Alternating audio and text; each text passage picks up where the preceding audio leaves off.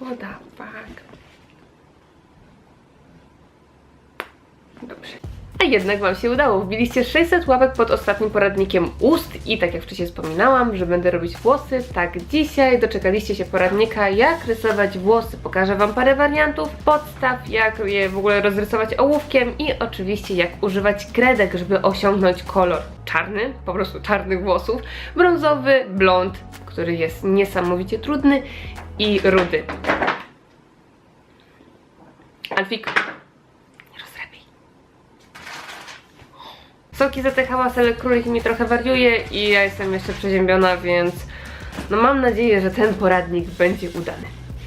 Może dla niektórych będzie się wydawać trochę dziwne, że teraz będę robić poradnik włosów, skoro jeszcze nie było twarzy, ale z drugiej strony robić twarz bez włosów albo robić twarz z włosami, które nie były omówione, no to mi się wydaje, że wtedy byłoby w odczuciu, że czegoś brakuje. Tym bardziej, że fajnie byłoby zrobić każdy etap jakby związany z twarzą i później takie fajne podsumowanie wszystkiego i portret, taki pełny portret, który będzie zajmować no minimum 15 godzin, bo chciałabym wykonać go na formacie A3, żeby pokazać wszystkie szczegóły, no bo na A4 to trochę za małe, w sensie, że są za małe oczy, więc nie można za bardzo w taki realizm wchodzić, więc chciałabym wykonać portret na formacie A3, więc to będzie taki solidny rysunek i żeby dojść do takiego podsumowania, fajnie byłoby, żebyście pod tym filmikiem wbili 1000 łapek.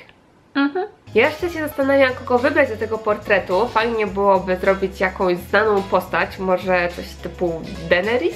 Możecie dać w komentarzach jakieś swoje propozycje, ja na pewno wezmę je pod uwagę. Niekoniecznie chodzi mi tutaj o imię i nazwisko aktora, bardziej o postać. W sensie, wiecie, no Daenerys nie wygląda na co dzień tak jak w serialu. Trochę dziwne to. No ale ona ma coś sobie takiego. Okej, no to skoro już wszystko omówione, to przejdźmy do tych włosów. Wszystko rysujemy mimo wszystko ołówkiem.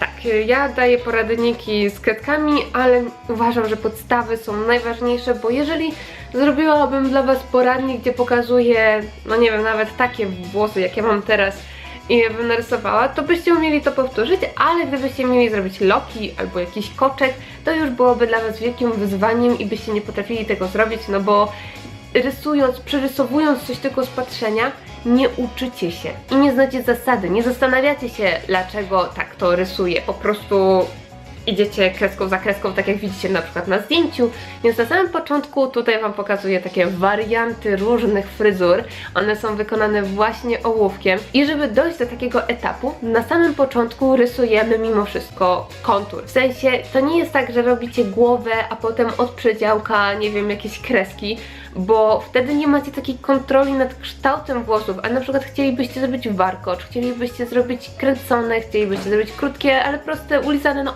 cokolwiek.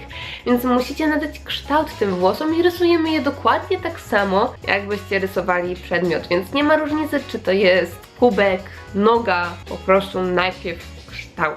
Później przechodzimy do cieni. Ja nie jestem tutaj jakąś super wyrocznią, jeśli chodzi o ołówek, bo ja po prostu ołówkiem nie lubię rysować. Rysuję, bo muszę, ale to jest taki raczej etap, byle on się szybciej skończył. I żeby się nie pomylić, żeby się nie pogubić, żeby włosy nie wyglądały tylko jak kreski, bo wiecie, w niektórych miejscach jest jaśniej, w niektórych ciemniej. Tutaj od spodu mamy cień, więc będą ciemniejsze włosy, tutaj od zewnątrz mamy jaśniejsze, bo tutaj pada na nas światło. I tak samo trzeba właśnie zaznaczyć, w których miejscach będzie widoczny ten cień. I teraz te włosy wyglądają mało włosowato, ale widać, że jest tutaj jakieś przemyślenie tej całej bryły, że mamy właśnie jakby bryłę włosów, tylko że włosy składają nam się z drobnych kreseczek, więc wtedy nadajemy fakturę. Kiedy już wszystko mamy i wiemy, że jest już zrobione dobrze i to wygląda logicznie, to dajemy właśnie fakturę. Najfajniej, jeśli jeszcze damy kreski, takie włoski drobne, odstające od, jakby to powiedzieć, od tej bryły, żeby było to naturalne, żeby wyglądało to jak najbardziej realistycznie, to jakieś takie drobne kudłaki, żeby one wystawały. Okej, ale dlaczego właściwie ja wspominam o tym, jak rysować włosy ołówkiem, skoro cały kanał opiera się na kredkach? A to dlatego, że jeśli będziecie wiedzieć, jakich kolorów użyć do włosów na przykład brązowych, to czy weźmiecie ten wariant włosów i będziecie mieć właśnie taki warkoczyk, możecie bez problemu pokolorować je i zrobić je brązowe. A jeśli weźmiecie taki koczek, to też bez problemu możecie go zrobić jako brąz, w sensie dać mu kolor. I znając właśnie te podstawy, możecie zrobić każdą fryzurę. Więc teraz nie będę dla Was rysować włosów kolorowych, czyli nie wiem, wybraną fryzurę, żeby właśnie Wam nie zamącić w głowie, tylko pokażę Wam, jakie kolory użyć, żeby zrobić konkretny kolor. Mamy tutaj takie 4 kosmyki i pokażę Wam właśnie wariant z czarnymi włosami, brązowymi, blond i rude. Na samym początku zacznę właśnie od tych czarnych.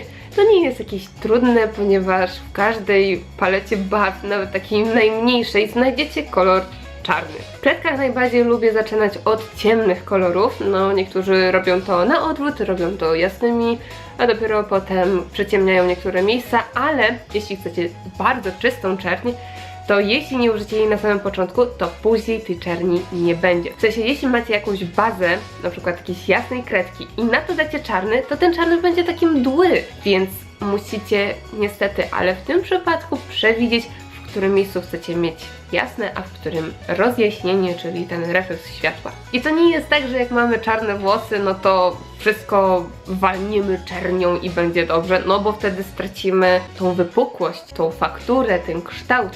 Przy czarnych, nawet najbardziej czarnych włosach też mamy jakieś rozjaśnione refleksy, bo tak właśnie działa światło.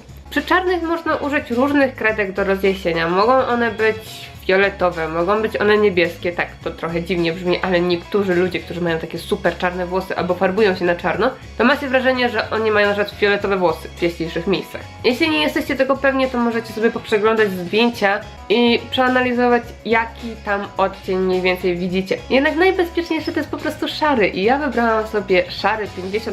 50% znaczy, że on ma tak pół na pół, pół bieli, pół czerni, coś w tym stylu, więc 30% będzie jaśniejszy i 10% bardzo jasne, zbliżone do bieli. I do takiego rozjaśnienia właśnie biorę sobie te 50%, później przechodzę coraz jaśniejsze, aż do białego. Jak widzicie, wszystko staram się robić w taki kreskowaty sposób, czyli nieregularny. To nie jest równe kolorowanie, bo jeśli byłoby zbyt równe, to osiągnęłabym efekt gradientu i to byłaby jakaś gładka masa. Im więcej takich kresek, gdzieś dłuższe, gdzieś krótsze, tym lepiej. Na samym końcu zostawiam bardzo malutko białej kartki, jest tego naprawdę niewiele, ale gdybym tak zostawiła, wcale nie wygląda to naturalnie. Biała kredka nam pomoże, żeby właśnie zrobić z tego taki gładki włos, ale włos, więc cały ten kształt mimo wszystko musi być też przemyślany. Nie zapominajmy tylko o tych odstających włoskach gdzieniegdzie. Możecie użyć gumki takiej do temperowania, ja mam z Kohinoora i po jej natemperowaniu możecie bardzo takie drobne elementy zmazywać, więc ona jest dobra do włosów. Możecie też wziąć po prostu białą kredkę i mocno ją przycisnąć, ale na czarnym to się nie sprawdza, więc tutaj lepiej tą gumkę użyć. Teraz mamy brązowe włosy. Brązowe włosy są bardzo proste. Bierzecie ciemny brąz, jasny brąz i coś pochodnego, najjaśniejszego. Najjaśniejsze to może być żółty, może być beżowy, coś piaskowego. Takie kolory są sprawdzone. Jeśli użyjecie żółtego, to możecie osiągnąć fajny odcień takiego kasztanu, tak jak są na przykład takie jasny brąz i oświetlony takim ciepłym słońcem i to wygląda bardzo tak magnetizing, że tak powiem. Ale ja wolę bardziej takie naturalne włosy, więc u mnie będzie bardziej ten taki piaskowy kolor. Zasada jest dokładnie ta sama, zaczynam od ciemnej kredki, przechodzę w jaśniejsze i na samym końcu daję właśnie ten piaskowy, biały, odstające kudłaki, tak żeby wyglądało to jak faktura włosa. Przy włosach trzeba być cierpliwym, nie zrobicie tego na szybkiego, nie zrobicie tego na skróty, niestety nie ma takiej drogi. Tutaj liczy się cierpliwość, a im dłużej nad tym posiedzicie, im bardziej będziecie się starać, tym lepiej. Blond za to jest cholernie ciężki. Ciężki jest pod takim względem, że jeżeli macie małą paletę kolorów, to mało co możecie tu zrobić, serio. Jest dużo rodzajów blondów, bo mamy i złoty, platynę i popielaty, no cała masa. Ja właściwie to nawet na swojej głowie to mam 2 rodzaje blondu, bo mam odrosty, mam po prostu swój naturalny blond, który jest dość ciemny, no i końcówki, które są super jasne, więc no tutaj użyć jakichkolwiek kolorów, zawsze się zastanawiam. Ja zrobię ten taki naturalny blond, czyli ten, który jest najtrudniejszy, bo wiecie, farbowane włosy, zrobić jakieś tam odcienie żółtego, to nie jest jakieś wygórowane coś, więc u mnie będzie naturalny blond, czyli ten bardziej popielaty. Najbardziej sprawdzają się kolory beżowe, to na pewno, brązowy, ale nie taki wchodzący w czerwień, taki przytłumiony brąz, może amber. Amber byłby odpowiedni, jeśli ktoś ma pryzmę, to myślę, że będzie ogarniać, o jaki kolor mi dokładnie chodzi. I wbrew pozorom zielony, ale nie chodzi mi o taki zielony kiwi, czy zielony taki trawiasy, no takie to raczej się nie sprawdzi. Mi chodzi o taką nietypową kredkę, która ma w sobie zieleń, żółty i brąz. W mojej palecie ona się nazywa brązę, coś w tym stylu. Nie wiem, czy dobrze to mówię. I ona jeszcze fajnie sprawdza się do złotego, więc to jest taka kredka, która i do naturalnego blondu, i do złotego świetnie się nadaje. Tą zielonkawą kredkę z Light Amber można używać właśnie na przemian, ewentualnie French, który ma 30%.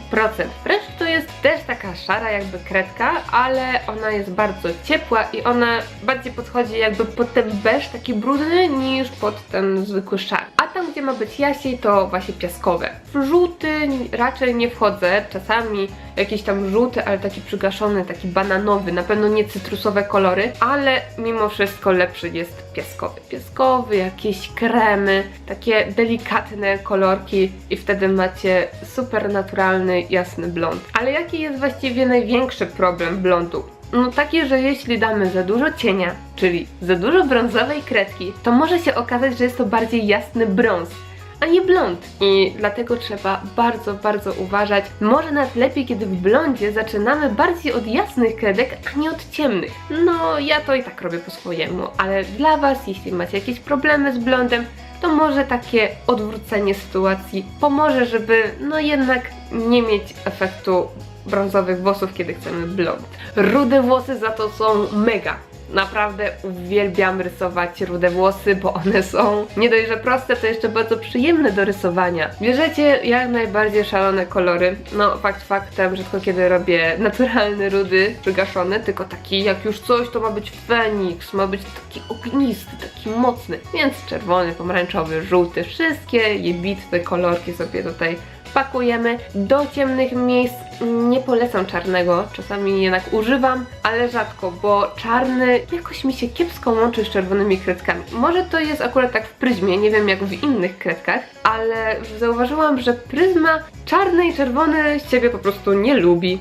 I tutaj trzeba uważać, żeby z tym nie przegiąć, bo później mamy taką czarną plamę i czerwoną plamę i one jakby nie wchodzą ze sobą w grę, jakoś nie mieszają się, tylko jest taka ostra krawędź, taka granica między tymi kolorami i to wygląda nienaturalnie. Więc ja wolę użyć jakichś kredek, które albo może być to super ciemny brąz, czyli amber tu się sprawdzi, albo espresso, ewentualnie bordowe, które są bardzo ciemne. Jeśli ktoś takie kredki posiada, które właśnie są bordowe, podchodzące pod czerń, to one są o wiele lepszą decyzją niż kolor czarny. Jest to taka przestroga, ale sami też musicie sobie popróbować. Weźcie sobie te różne kredki, które ja tutaj wymieniłam i popróbujcie sobie robić takie pasma. Jak pasmo Wam wyjdzie, i później rozrysujecie sobie jakąkolwiek fryzurę wymyślicie, to wtedy gwarantuję Wam, że na pewno będzie lepiej, niż gdybyście mieli iść tak na żywioł. Testowanie jest najważniejsze, bo testowanie daje Wam wiedzę, a ta wiedza powoduje, że później nie czujecie takiego ograniczenia,